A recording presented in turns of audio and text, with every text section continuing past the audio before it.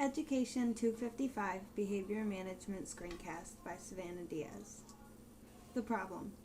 Many children have some challenging behavior. However, it is obvious that some children suffer with more challenging behaviors than others. And the way that we've been traditionally dealing with children with challenging behaviors is by taking punishment-like steps such as suspension or kicking a student out of class. However, the way that we should be dealing with the children with challenging behavior is by taking action and preventing challenging behavior before it arises. In order to do this, we use a positive behavior support. Positive behavior support is an application of the behavior-based systems made to design effective environments that improve the link between research-validated practices and the environments in which teaching and learning takes place. These systems are meant to essentially prevent and solve behavioral problems, and this begins at a school-wide level. However, this does turn into two further levels of prevention and intervention, which you see in the yellow and red area. And this is called a three-tiered system of prevention and intervention. Step 1 is for all students. This can be school-wide or classroom-wide, which you can see in the upper right-hand corner in the green section. And this accounts for 80 to 90% of all students. And the basic step for the green section is to prevent fires. And this can be shown with programs such as character counts. Step 2 is for some students. These are the students that are at risk with challenging behavior, which account for 5 to 15% of the student population. This intervention takes place in small groups and is meant to have a rapid effect, and these are for individual and specific focuses. Step 3 is for a few children with chronic problem behavior. This is 1 to 7% of the student population. This is individualized attention, which turns into the FBA, Functional Behavior Assessment, which triggers the need to create a BIP. And later, if the student has an IEP, a manifestation determination. The research behind positive behavioral support is firmly grounded in applied behavior analysis. Applied behavior analysis has over 30 years of research and embraces flexibility with respect to the scientific process. This is because positive behavioral support values qualitative data, which is found in case studies and naturalistic observation. Functional behavioral assessment. The purpose of a functional behavioral assessment is to examine why problem behavior occurs in order to guide prevention and intervention efforts. The functional behavior assessment is part of the third tier of the three-tiered system and is for the 1 to 7% of students with severely challenging behaviors. The three main parts of the functional behavioral assessment is setting events, triggering antecedents, and maintaining consequences. The setting events is what will increase the likelihood of the problem behavior to occur. This can be anything from the time of year to a certain student being present. The triggering antecedents is the straw that broke the camel's back. This is to say that after a day of negative buildup caused by the setting, there's usually something that goes on in the room, such as a loud noise or a sudden change, which causes the challenging behavior to suddenly arise. And lastly, maintaining consequences. This part of the FBA asks what part of the aftermath reinforces the student's challenging behavior and often shows the function of the behavior. Filling out an FBA. As stated earlier, the FBA has three major parts: the setting, trigger, and function. The setting includes baseline data, which shows the frequency, duration, and intensity of challenging behavior.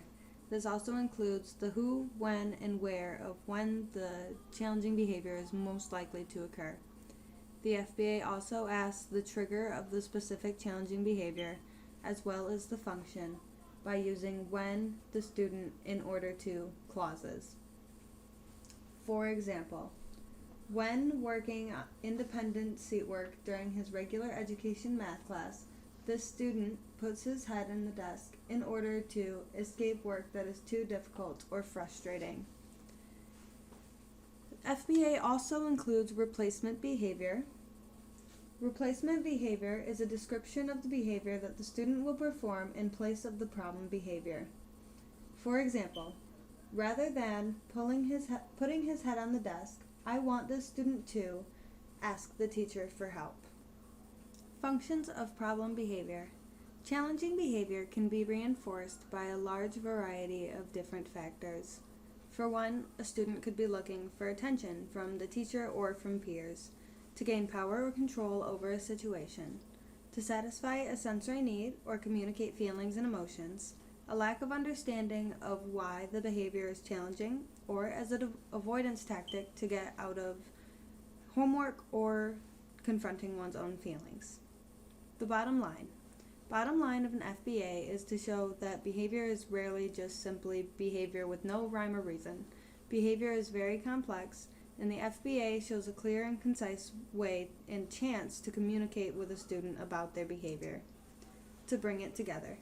A positive behavior support is meant to prevent fires using a 3-tiered system, which focuses on a baseline of all students when students are at risk and the few students with severely challenging behavior. When a student is in the few category and has severely challenging behavior, they then are put into the FBA, where they show why this behavior is occurring. Reading a book such as The Giving Tree to a class is an example of a positive behavior support and coincides with SE 3.2 in character counts, which focuses on empathy. This is for first tier or all students and sets the stage for expectations in the classroom and between students. Why should students learn empathy? A lack of understanding of others can cause conflicts, hurt feelings, prevent meaningful relationships. The objective of the lesson is conflict prevention and to show the importance of meaningful relationships. Input.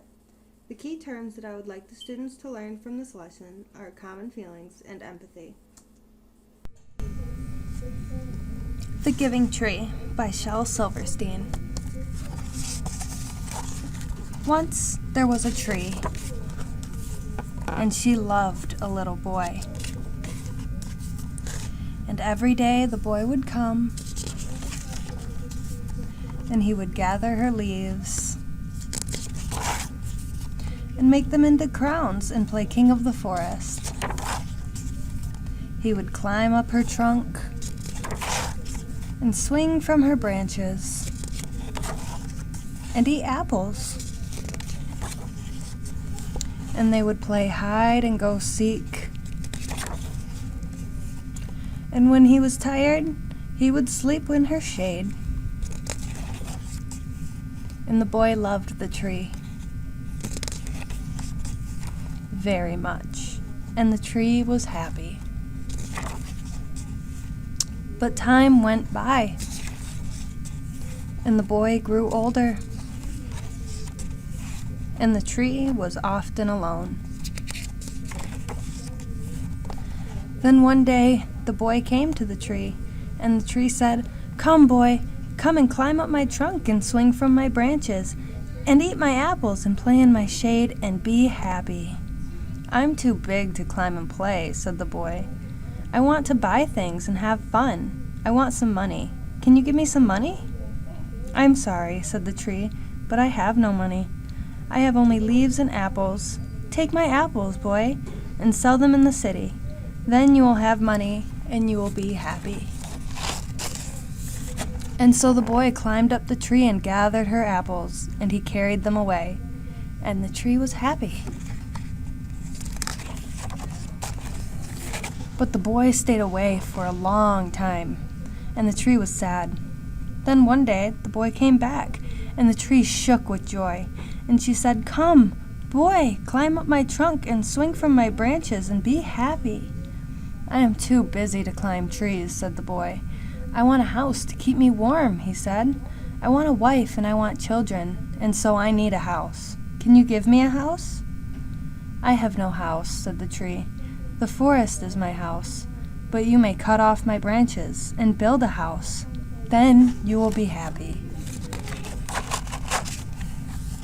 And so the boy cut off her branches and carried them away to build a house. and the tree was happy.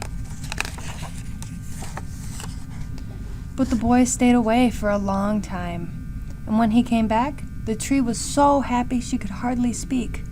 "Come, boy," she whispered, "come and play."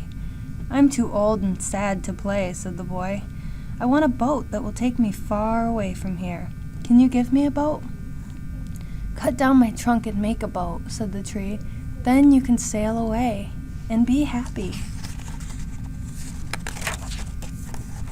And so the boy cut down her trunk and made a boat and sailed away. And the tree was happy, but not really. And after a long time, the boy came back again. "I'm sorry, boy," said the tree, "but I have nothing left to give you. My apples are gone." "My teeth are too weak for apples," said the boy. "My branches are gone," said the tree. "You cannot swing on them." "I'm too old to swing on branches," said the boy. "My trunk is gone," said the tree. "You cannot climb." "I'm too tired to climb," said the boy. "I'm sorry," sighed the tree. "I wish that I could give you something, but I have nothing left. I'm just an old stump. I'm sorry."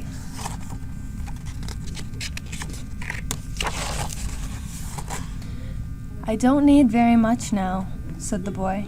"Just a quiet place to sit and rest. I'm very tired."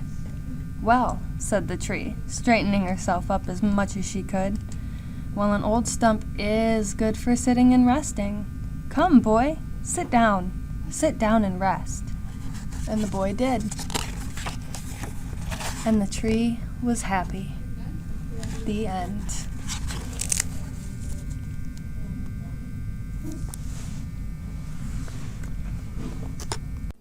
This is an example of a worksheet that would be given to students after reading a story like The Giving Tree. The questions have to do with certain things that connect to empathy, such as why was the tree not really happy? This requires students to think in terms of how the tree would feel, as well as how the boy would feel. Understanding and practice.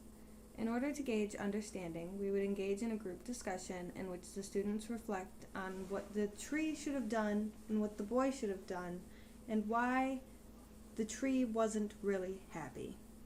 Later, we would discuss scenarios of empathy, and students would give their responses on what they think would be the right thing to do. For example, if your sister bought a cookie after saving up for 2 days, would it be okay for you to take the cookie if you're really, really hungry? How would she feel?